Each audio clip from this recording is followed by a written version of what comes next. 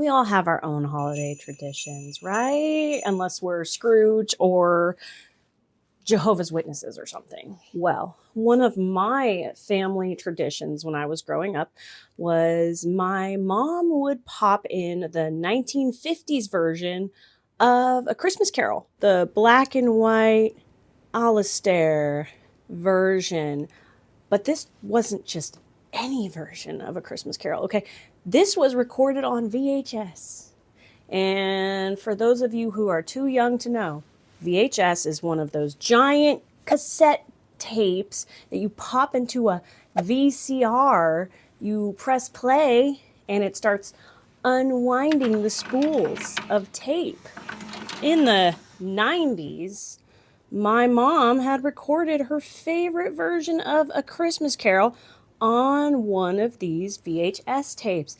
And it's so fun because apparently in the middle of the tape, there's breaking news.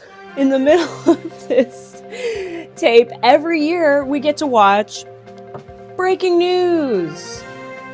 Manuel Noriega has surrendered to U.S. troops. Panamanian dictator. Apparently, the U.S. used psychological warfare to get this guy to hand himself over. And I thought someone was punking me when I read that one of the songs they would play to torture this man to get him to surrender was Rick Astley's Never Gonna Give You Up. So they were Rick rolling him before Rick rolling existed. So, as would be expected, A Christmas Carol is very nostalgic and dear to me. Now, personally, my favorite version would be the 1999 Patrick Stewart version, followed by the Muppet version, and then probably the version that I watched year after year after year. Hey, stranger. Elaine, Aeris here. Welcome to your new holiday tradition. Watching this video every year because you have nothing better to do. So now that we're talking about Dickens, I thought we would revisit this tale together and kind of put my own spin on it. I'm going to sum it up for you in case you forgot. Because this is a classic dark Christmas story, and I have kind of the dark Christmas thing going this year. Come on in, sit down with us beside the fire as we visit Dickens's A Christmas Carol together. There is no fire, you say? Well, in that case,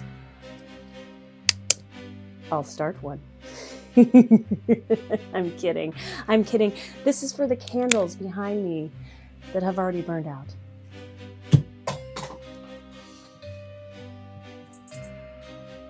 A Christmas Carol, a haunting tale of redemption. Ebenezer Scrooge is a man whose heart is frozen long before Christmas arrives. Cold-hearted, sharp-tongued, and obsessed with coin, he loathes the joyful warmth of the season. Celebration irritates him. Charity offends him. To Scrooge, Christmas is a foolish interruption to profit. And what does Scrooge love to say in refrain, expressing his disgust at the Christmas holiday? And his disgust at everything, really. Bah! Humbug. Cat. This isn't part of it. Cat, decide. Are you in the room or are you out? She's out. Bah! Humbug. What even is that, by the way? Is that something Dickens took from his real life experience? Is that something he made up? I need to look that up. During the time period, humbug was already in popular use for deceit or trickery, but Dickens' character cemented the phrase in culture, forever linking it to curmudgeonly dismissal of holiday cheer. On Christmas Eve, when asked to donate to charity to benefit the poor, Scrooge asks cruelly, "Are there no prisons? Are there no workhouses?" Bro. He is also somewhat cruel to his employee, Bob Cratchit, and complains that Cratchit is asking for Christmas off. But Scrooge does reluctantly oblige. You'll be wanting the whole day off tomorrow, I suppose. If it's convenient, sir. It is not convenient, and it is not fair. If I were to stop half a crown for it, you'd think yourself ill-used, I'll be bound. But you don't think me ill-used when I pay a day's wages for no work. A poor excuse for picking a man's pocket every 25th of December. But little does Scrooge realize, on Christmas Eve, the dead refuse to stay silent. Marley's warning. As the night deepens and the fire burns low, Scrooge is visited by the ghost of Jacob Marley, his former business partner. Marley's spirit is a terrifying sight, bound in heavy clanking chains forged from cash boxes, keys, and iron locks. Each link is a symbol of a life spent valuing gold over humanity. Marley warns Scrooge that he is forging the very same chains. Unless he changes, he will be doomed to wander the earth, burdened by regret and unable to help those he once ignored. Scrooge's only hope lies in three spirits who will soon arrive. The Ghost of Christmas Past. The first spirit glows with an eerie, flickering light, pulling Scrooge backward through time. He watches himself as a forgotten child, alone in a silent schoolhouse, surrounded by shadows and longing. He sees his beloved sister, Fan, now long dead, whose kindness once softened his heart. Then comes the memory that hurts the most. Belle, the woman he loved and lost. She fades from his life as Scrooge chooses wealth over family, money over love. The ghost forces Scrooge to watch his own heart turn to ice, and there is nothing he can do about it, because these memories are locked in the past, and you can't rewrite the past. The Ghost of Christmas Present. Next arrives a towering, curly-haired, radiant figure crowned in Christmas holly. This spirit reveals the world as it celebrates without Scrooge. Laughter echoes from his nephew Fred's home, where forgiveness lives despite rejection. Fred has sympathy towards Scrooge, and he even points out that his mother, Fan, Scrooge's sister, loved him dearly, and therefore she must have seen something in the man. The vision shifts to the humble Cratchit household, small, worn, yet glowing with love. There Scrooge observes Tiny Tim, fragile and gentle, his future uncertain. The joy in the room only makes the looming tragedy sharper. For the first time, Scrooge feels the weight of his indifference, and it terrifies him. Cratchit works for Scrooge, and Scrooge's tight watery is affecting Cratchit's income. So you see, this is the first time he's observing Cratchit in his environment, and how this man is still able to be hopeful and positive and grateful despite having a D-bag of a boss. Ignorance and want.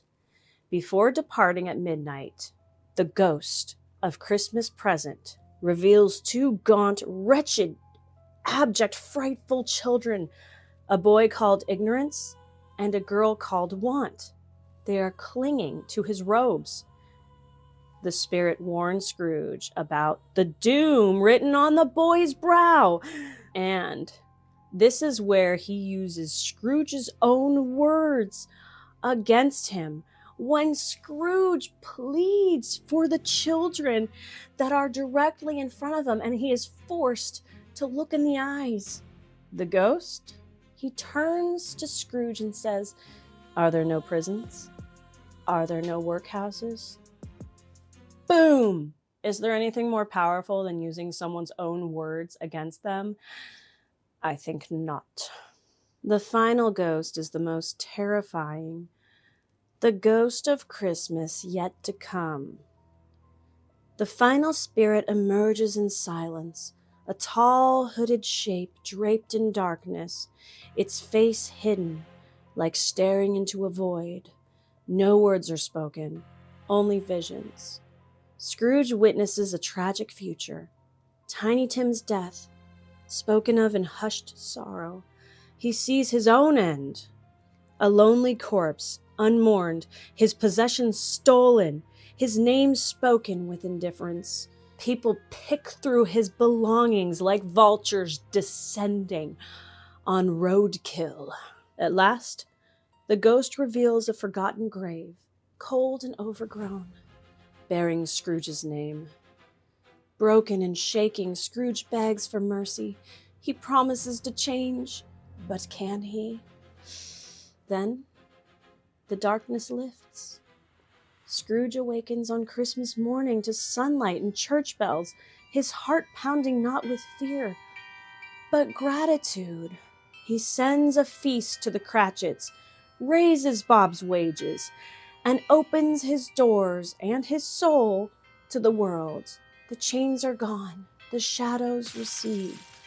Ebenezer Scrooge has joy in his heart again, and he remembers what life and what Christmas really is all about. God bless us, everyone.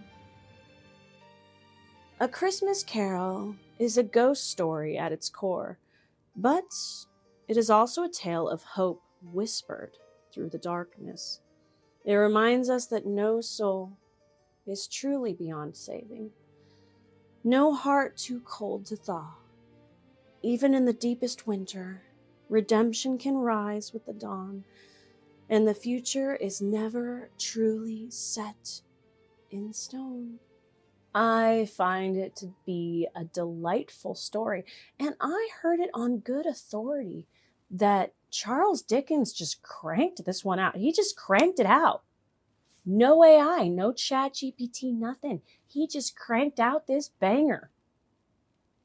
And that is when you are in an artistic flow state. It just starts pouring out of you. And if it truly resonates with the masses, you know there's something there. If you're feeling disillusioned by the world as an artist or a creator, and you're feeling lost and hopeless, do not give in to the darkness. Don't become bitter and shut out the world. There is always hope. Even Pandora, when she opened up that box of misery and all those terrible demons came pouring out and they plagued the world, there was one tiny little creature left in that box. And that was hope, my friends. So although you may see me embracing the darkness lately, I'm not embracing it because I'm sad. I'm embracing it because I'm realizing that the more I dwell in who I really am, and that at its core is a Halloween person, the more authentic and happy I feel, and the more light can shine out. In the words of Martin Luther King Jr., only when it's dark enough can you see the stars. The world feels a little dark to me right now. Am I the only one? Maybe. But I don't think so. So I'm embracing it. I'm leaning into it because I know that the pendulum always swings. So if you're feeling low and in the dumps and in the pits, you'll bounce back. Maybe you'll even have an experience that changes you. I don't know. I would say that Scrooge was very, very lucky to have these ghosts come visit him. What do you think? Maybe they came just in the nick of time to save his life and help him enact change that could help the people around him. Maybe your ghosts are on the way. Thanks for joining me today. I hope you liked my take on A Christmas Carol. Maybe next year I'll just read through the whole thing. It's in the public domain. I might do just that, but not today. I'm trying to crank these videos out every week, guys. It's hard. I don't know why I'm doing it. I gotta be real. I don't know why. I don't know why I keep doing this. I must love it. I really want to live out A Christmas Carol. I even made a TikTok about it last year.